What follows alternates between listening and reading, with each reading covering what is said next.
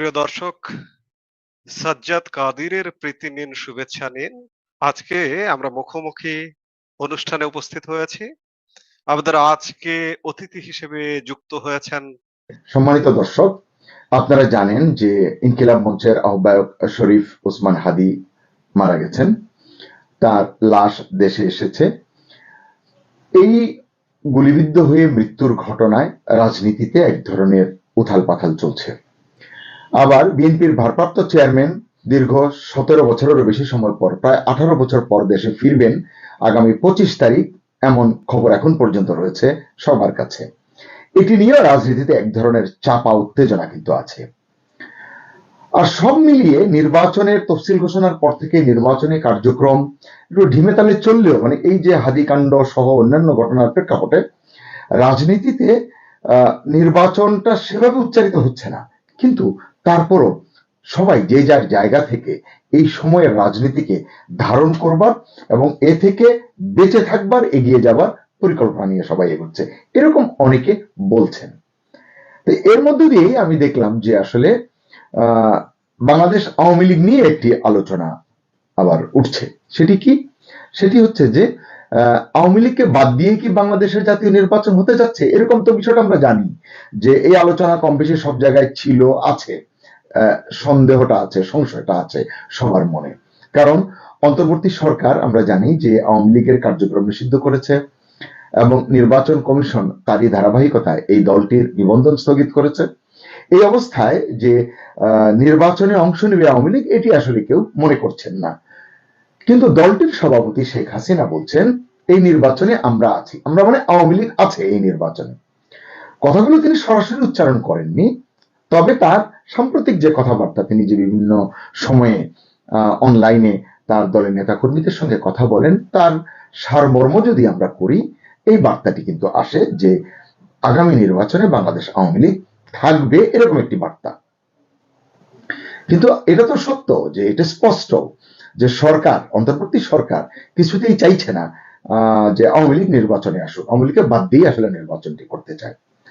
তো সাধারণ মানুষ হিসেবে আমরা প্রশ্ন তুলতেই পারি, যে দলের কার্যক্রম নিষিদ্ধ, নিবন্ধন স্থগিত, দলটির সিনিয়র নেতাদের এক অংশ দেশের বাইরে, একটা অংশ কারাগারে এবং একটা অংশ দেশের অভ্যন্তরে লুকিয়ে আছেন, প্রকাশ্যে দলটির তেমন কোনো কর্মসূচি নেই। উপরন্তু অন্তর্বর্তী সরকারের যে তীব্র পুলিশি আক্রমণ, হামলা মামলার যে চক্করের মধ্যে রয়েছে দলটি, বলা যায় একেবারে বিপর্যস্ত অবস্থায় রয়েছে, মানে বেশ বিপর্যস্ত। সেই দল ভোটের মাঠে থাকার আত্মবিশ্বাস পায় কোথা থেকে, এই প্রশ্নটি কিন্তু আসে। কারণ মানে এমন কথা বলার পেছনের ভিত্তি কি, কথাটা তো সরাসরি কেউ বলেননি, কিন্তু শেখ হাসিনার অনেক কথার সারমর্ম এই কথা এবং এর ভিত্তিটাই আসলে আমরা আজকে বুঝতে চেষ্টা করব, খুঁজতে চেষ্টা করব। কারণ এই প্রশ্নের উত্তরেই লুকিয়ে আছে আগামী দিনের রাজনীতি, আগামী দিনের বাংলাদেশের গতি প্রকৃতি, সর্বোপরি ইউনূস সরকার অর্থাৎ অন্তর্বর্তী সরকারের উপরে চাপটা কত বড় আকারে আসছে, এটি আমরা বুঝতে পারবো। তফসিল ঘোষণা হয়েছে গত 11 ডিসেম্বর। 12 ডিসেম্বর শরীফ ওসমান হাদী গুলিবিদ্ধ হয়েছেন। তখন থেকে যে বলছিলাম যে শুধু রাজনীতি নয়, গোটা অন্তর্বর্তী সরকারই যেন উলু নাচন নাচতে শুরু করেছে। ইনকিলাব মঞ্চের আহ্বায়কের কথা বলছিলাম এবং সিঙ্গাপুরের হাসপাতালে চিকিৎসাধীন থাকা অবস্থায় তার মৃত্যুর ঘটনা, সব মিলিয়ে এক ধরনের রাজনৈতিক ভূমিকম্প বা সুনামি আইন শৃঙ্খলার ক্ষেত্রেও, এটি আমরা প্রত্যক্ষ করছি। আপনাদের নিশ্চয় মনে আছে, তফসিল ঘোষণার বহু আগে থেকেই প্রফেসর ইউনূস ঢাকায় সফররত যুক্তরাজ্যের এক মন্ত্রীকে জানিয়েছিলেন কেন আওয়ামী লীগকে নির্বাচনে অংশ নিতে দেওয়া হবে না, কেন দেওয়া যাবে না। এবং বিদেশি বিভিন্ন মিডিয়ার সাক্ষাৎকারেও তিনি এই বিষয়টি স্পষ্ট করেছেন, যদিও অনেক মানে জটিল করে ফেলেছেন, পেঁচিয়ে ফেলেছেন সাংবাদিক মেহেদী হাসানের সঙ্গে সাক্ষাৎকারের সময়। তবু এটি স্পষ্ট যে বাংলাদেশ আওয়ামী লীগ নির্বাচনে অংশ নিচ্ছে না, নেবে না বা নিতে দেওয়া হবে না, এটি ছিল মোদ্দা কথা। এছাড়া আমরা দেখেছি সরকারের একাধিক উপদেষ্টা, প্রশাসনের সংশ্লিষ্ট মহল, এমনকি নির্বাচন কমিশন, সবার বক্তব্যে একটাই সুর বেজেছে, একটাই সুর আমরা পেয়েছি, সেটি হচ্ছে আওয়ামী লীগ আগামী নির্বাচনে অংশ নিতে পারবে না। এজন্যই প্রশ্ন উঠছে, নির্বাচন তাহলে অন্তর্ভুক্তিমূলক হচ্ছে না? মানে যদি না হয় তাহলে এরকম নির্বাচন আন্তর্জাতিক মহল কি মেনে নেবে কিনা?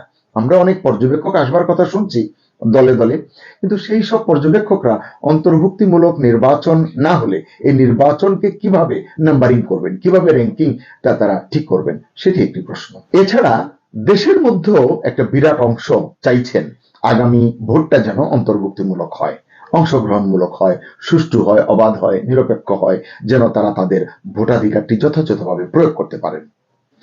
আর আন্তর্জাতিক বিশ্বের কথা তো বললামই, অনেক দেশ, অনেক গুরুত্বপূর্ণ সংস্থা অন্তর্ভুক্তিমূলক নির্বাচনের পক্ষে, নির্বাচনের বিষয়ে কথা বলছেন। তারা চাপ প্রয়োগ করছেন। কমনওয়েলথ মহাসচিবের কথা আমরা স্মরণ করতে পারি এই ইস্যুতে। তবে যাই বলি না কেন, সবার কিন্তু একটা উদ্বেগ কাজ করছে। সেটা কি? দেশের সবচেয়ে বড় রাজনৈতিক দল, যাদের উল্লেখযোগ্য ভোট ব্যাংক রয়েছে, এটি অস্বীকার করবার কোনো উপায় নেই। দলটি নির্বাচন বয়কট না করা সত্ত্বেও, আওয়ামী লীগ তো এখনো প্রকাশ্যে আনুষ্ঠানিকভাবে ঘোষণা দেয়নি যে তারা নির্বাচন বয়কট করছে। যদিও একবার বলা হয়েছে যে তারা, যদি বলা হয় কেন্দ্র থেকে, তার আওয়ামী লীগের ভোটাররা ভোট কেন্দ্রে যাবেন না, সেখানে অংশগ্রহণমূলক ভোট বা ভোটের যে হার, এটি নিয়ে প্রশ্ন উঠবে।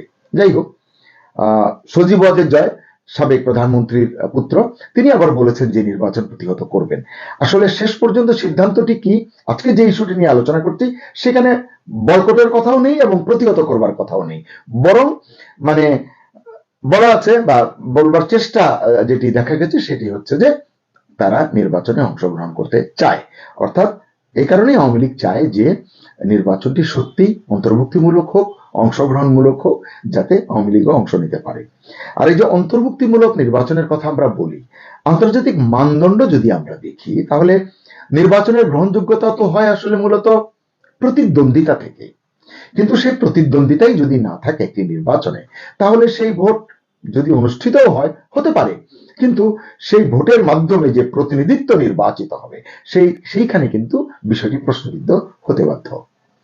এই জায়গাতেই ইউনূস সরকার আসলে চাপে আছে বা চাপে থাকবে, এটি আমার মনে হয়। এই প্রেক্ষাপটেই শেখ হাসিনা প্রায় দলীয় নেতা কর্মীদের সঙ্গে কথা বলছেন। এটি আমরা দেখছি, তিনি অনেকদিন ধরে বলছেন। সরকার যদিও এটি ভালোভাবে নিচ্ছে না, চাইছে না যে তিনি কথা বলুন, কিন্তু তিনি বলছেন। এবং সম্প্রতি দেখা যাচ্ছে যে তিনি সংসদীয় আসন অনুযায়ী তার দলীয় নেতা কর্মীদের সঙ্গে কথা বলছেন। সম্প্রতি এক অডিও বার্তায় তিনি দাবি করেছেন, আওয়ামী লীগকে যতই দোষারোপ করা হোক না কেন, বদনাম করা হোক না কেন, দেশের মানুষের একটা বিশ্বাস কিন্তু আছে, আস্থা আছে আওয়ামী লীগের উপর। সেটা কি? এই দেশটির উন্নয়নে, মানুষের কল্যাণে আওয়ামী লীগ কাজ করেছে, কাজ করবে, এরকম একটি আস্থা বিশ্বাসের কথা তিনি বলেছেন।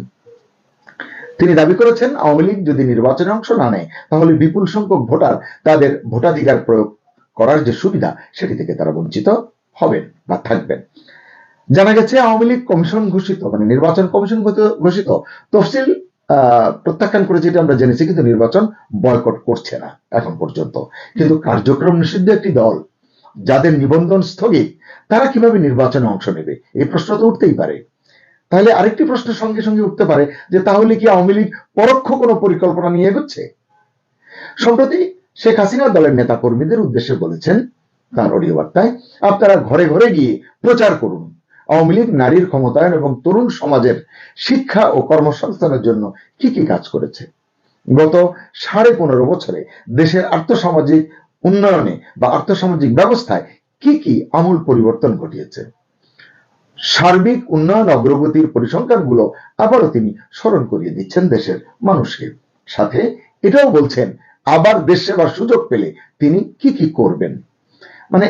এটাকে কি বলবেন আপনি? নির্বাচনেই তারা অংশ নিতে পারছেন না, কিন্তু তিনি দেশ সেবার সুযোগ পেলে কি করবেন সেটি বলছেন। তাহলে এটি কি প্রকারান্তরে নির্বাচনী ইশতেহার প্রচার করে চলেছে আওয়ামী লীগ? এই প্রশ্নটি কিন্তু করতে পারি, এবং বিভ্রান্তিটাও এখানেই। ওই যে বললাম, কারণ আওয়ামী লীগের যে স্ট্যাটাস এখন দলীয়ভাবে, নিবন্ধন স্থগিত, কার্যক্রম নিষিদ্ধ, যার বিরুদ্ধে ইতিমধ্যেই দলের সভাপতি ইতিমধ্যেই মৃত্যুদণ্ডের রায় ঘোষণা করা হয়েছে, আরো অনেক মামলা চলমান, যেই দলের অনেক নেতাকর্মী এখানে সেখানে পালিয়ে আছেন, কিভাবে দলটি নির্বাচনে অংশ নেবে?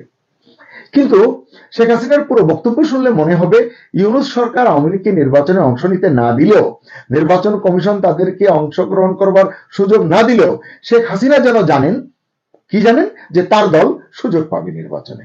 এই জন্যই প্রশ্নটি তুলেছি যে তার এই আত্মবিশ্বাসের উৎস কোথায়।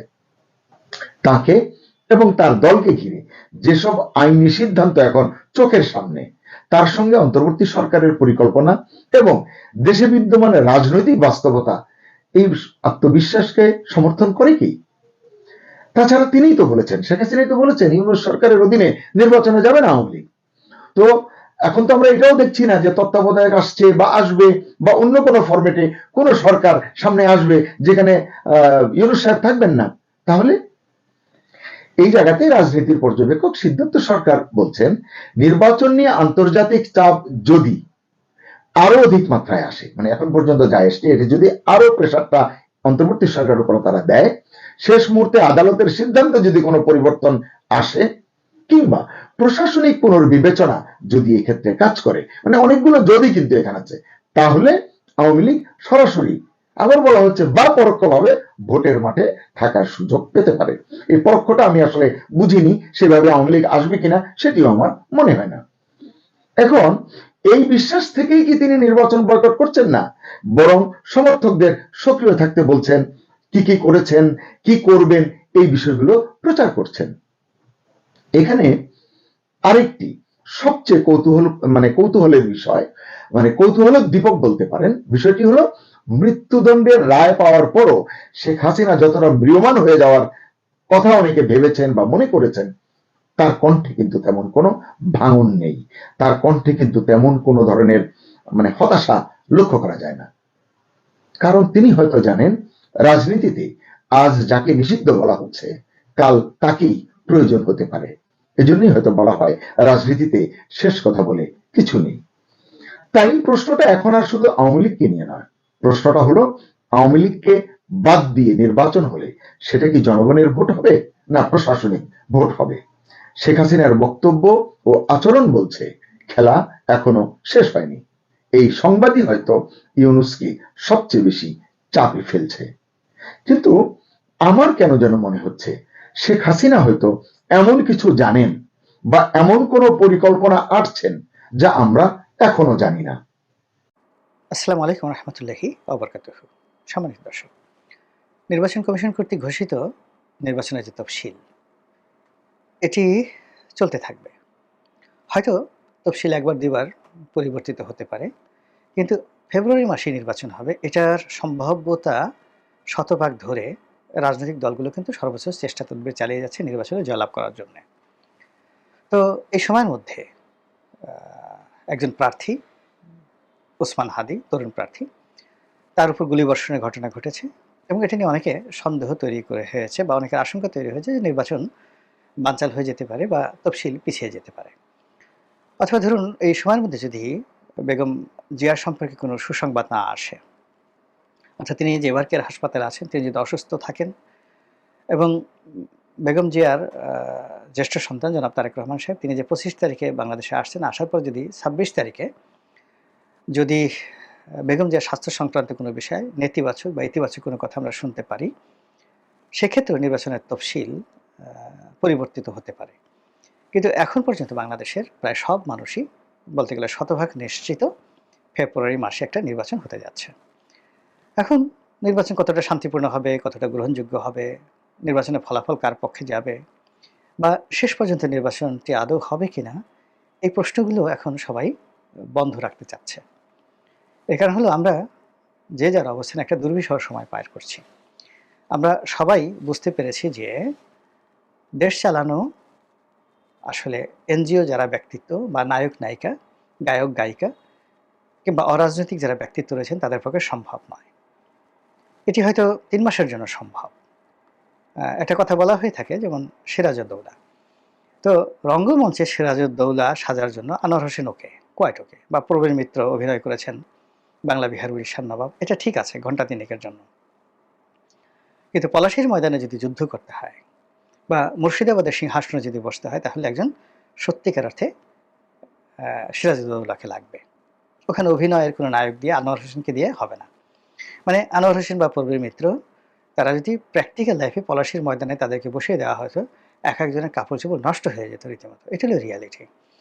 তো রাজনীতি আসলে যুদ্ধের মতো একটা ঘটনা। এখানে সিজেন্ট যারা উত্থান পতনের মধ্য দিয়ে রাজনীতিতে টিকে আছেন, সিজেন্ট বলা হয় যেটাকে। সংকুচিত হন না, প্রসারিত হয় না। যারা একটা শেপ নিয়েছেন। যেমন কাঠ সিজন করা হয় না, সিজনিং করা হয়। যাতে করে কাঠটি বর্ষাকালে ফুলে না যায় আর শীতকালে কুঁচকে না যায়। তো এইরকম রাজনীতি করতে, করতে যারা ভয়কে জয় করেছেন, জনগণের সঙ্গে বিভিন্ন বিরূপ পরিস্থিতিতে রাজনীতি করতে, করতে গিয়ে তারা একটা দক্ষতা অভিজ্ঞতা অর্জন করেছেন। কোনো একটি রাষ্ট্রের রাষ্ট্র ক্ষমতা দীর্ঘমেয়াদে পরিচালনা করার ক্ষমতা সেই রাজনীতিবিদদেরই আছে। কিন্তু খুব পাওয়ারফুল সেনাপতি। জীবনে যারা কখনো যুদ্ধে পরাজিত হয়নি। তো এই সকল মানুষ রাষ্ট্র ক্ষমতায় নিয়েছেন অনেকে, কিন্তু ১৫ দিন বেশি টিকতে পারেননি। যেমন আলাউদ্দিন খিলজি, সম্রাট আলাউদ্দিন খিলজির যে সেনাপতি মালিক কাফুর। ইন্ডিয়ান হিস্ট্রিতে তাকে বলা হয় সবচেয়ে অজেয় সেনাপতি। তিনি কখনোই পরাজিত হননি আর তাকে কেউ পরাজিত করতে পারেনি। কিন্তু এই মানুষটি যখন আলাউদ্দিন খিলজির সিংহাসনে বসলেন, তিনি কিন্তু টিকতে পারেননি। খুব অল্প সময়ের জন্য তিনি চেষ্টা করেছিলেন, কিন্তু তাকে মরতে হয়েছে। তো এভাবে ইতিহাস এখন হয়তো দেখা গেল যে আধুনিক রাষ্ট্র ব্যবস্থা এই কারণে ঠিক ১৫ দিন ১ মাসে ভাগ্য নির্ধারিত হয় না। কিন্তু ১-১.৫ বছরের বেশি আসলে অরাজনৈতিক শক্তি এখন পৃথিবীর কোথাও টিকতে পারে না। এর মধ্যেই কাউন্টার কু হয়ে যায়, কাউন্টার বিপ্লব হয়ে যায় এবং অরাজনৈতিক শক্তি চলে যায়। আমাদের দেশে অরাজনৈতিক শক্তির যে সফলতা, সেটি ৩টি তত্ত্বাবধায়ক সরকারের সময় আমরা দেখেছি। সেক্ষেত্রে তারা ৩ মাসের মধ্যে তাদের আ চমক তারা দেখাতে পেরেছিলেন। আর 111 এর সময় রাজনীতিবিদদের বাইরে যদি বলা হয়, আমাদের দেশের সকল পেশার সর্বোচ্চ যারা সফল হয়েছেন, সেই সফল মানুষগুলো টানা ২ বছর চেষ্টা করে দেশটিকে রসাতলে নিয়ে গেছেন এবং তারা লেজ গুটিয়ে রাজনীতিবিদদের হাতে, তথাকথিত তাদের দৃষ্টিতে যারা দুর্নীতিবাজ, সে সকল রাজনীতিবিদদের হাতে ক্ষমতা দিয়ে তারা লেজ গুটিয়ে চলে যেতে বাধ্য হয়েছিলেন। এর কারণটা হলো ওই যে বললাম যে রাজনীতি আসলে রাজনীতিবিদদেরকে মানায়। তো এখন এই যারা সরকার চালাচ্ছেন, তারা নানাভাবে রাজনীতিকে অপদস্থ করার চেষ্টা করেছেন এবং সেটা খুব সূক্ষ্ম কৌশলে। প্রথমত তারা রাজনীতির যে এনিমি অংশটি, একটা অংশকে এনিমি বানানোর চেষ্টা করেছেন।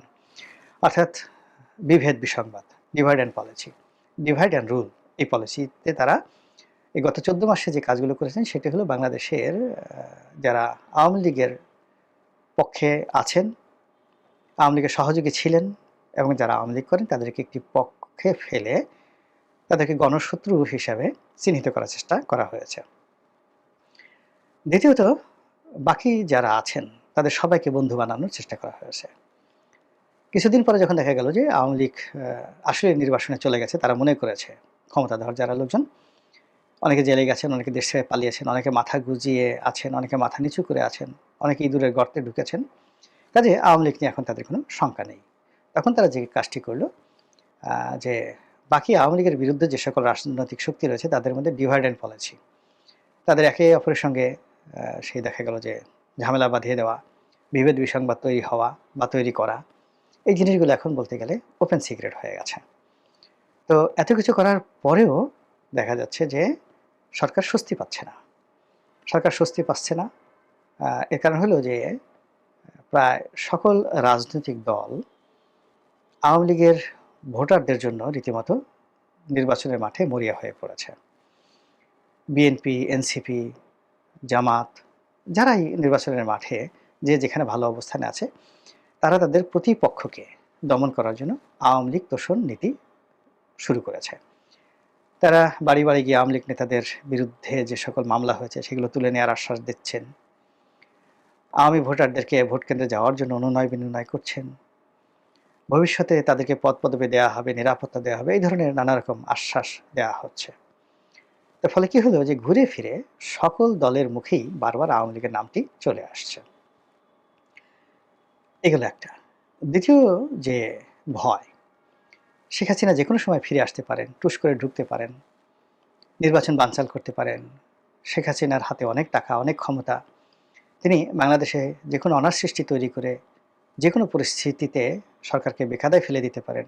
এই আতঙ্কের মধ্যেও বারবার শুধু আওয়ামী লীগ আর শেখ হাসিনার নামটি আওয়ামী বিরোধী যে শক্তিসমূহ রয়েছে তারা বারবার উচ্চারণ করছেন। তো যখন আপনি দেখবেন যে আপনার নাম যেকোনোভাবে উচ্চারিত হচ্ছে, it means you are alive. এখন আমরা এই যে আওয়ামী লীগকে নিয়ে ভিডিও করছি, আওয়ামী লীগকে নিয়ে কথা বলছি, গালি দিলেও মানুষ দেখছে, আওয়ামী লীগের পক্ষে বলেও মানুষ দেখছে। ইট মিনস আওয়ামী লীগের এখনো একটা ভ্যালিডিটি রয়েছে। এটা বুঝতে হবে। এরপর আরেকটি ঘটনা হলো যে রিফাইন্ড আওয়ামী লীগ। মানে একটা পরিশুদ্ধ আওয়ামী লীগ, রিকনসিলিয়েটেড আওয়ামী লীগ, অথবা সেই যে 1/11 এর সময় সংস্কারের কথা বলা হচ্ছিল ওইরকম একেবারে সংস্কারযুক্ত একটি আওয়ামী লীগ গঠন করা হবে সরকারের মদদে, সেনাবাহিনীর মদদে, পশ্চিমাদের মদদে, এবং তারা এই সময় ইলেকশন করবে। এই আতঙ্ক রাজনৈতিক দলগুলোকে কিন্তু পেয়ে বসেছে। এখন অনেক আওয়ামী লীগের জনপ্রিয় প্রার্থী রয়েছেন। তো তারা যদি এইভাবে একটা রিফাইন্ড আওয়ামী লীগ নিয়ে আসেন, তাহলে পুরো নির্বাচনের মাঠের যে ফলাফল, এই ফলাফলটা ওলটপালট হয়ে যাবে। ফলে কি হলো, রাজনৈতিক দল এবং সরকার আওয়ামী লীগের ব্যাপারে এখনো কোনো মানে স্টেডি বলতে যেটা বোঝায়, একেবারে স্থির এবং দীর্ঘস্থায়ী একটা কোনো সিদ্ধান্ত নিতে পারছে না। সকালে এক ধরনের সিদ্ধান্ত নিতে যাচ্ছে, আবার বিকেল অন্য সিদ্ধান্ত নিতে বাধ্য হচ্ছে।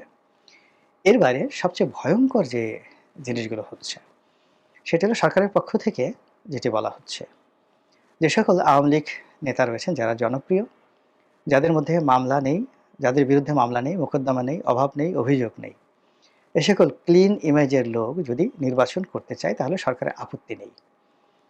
এটাও কিন্তু একটা ভয়ঙ্কর মেসেজ আওয়ামী লীগ বিরোধী শক্তির জন্য।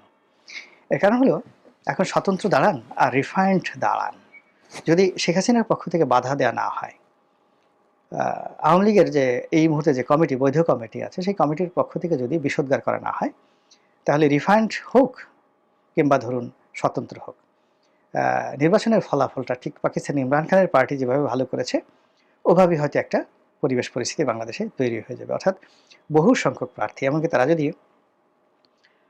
ব্রুট মেজরিটি পায় ইমরান খানের মতো, এটাও কিন্তু আশ্চর্য হওয়ার কিছু থাকবে না। আর অন্যদিকে যদি সেটা নাও হয়, তাহলে আওয়ামী লীগের ভোটাররা যে পক্ষে যাবে সেই পক্ষের পাল্লা ভারী হবে। যেমন আওয়ামী লীগের ভোটাররা যদি বিএনপির উপর বিরাগ হয়, বিএনপিকে একটা উচিত শিক্ষা দিতে চায় এবং জামাতকে ভোট দেয়, তাহলে জামাত সরকার গঠন করবে।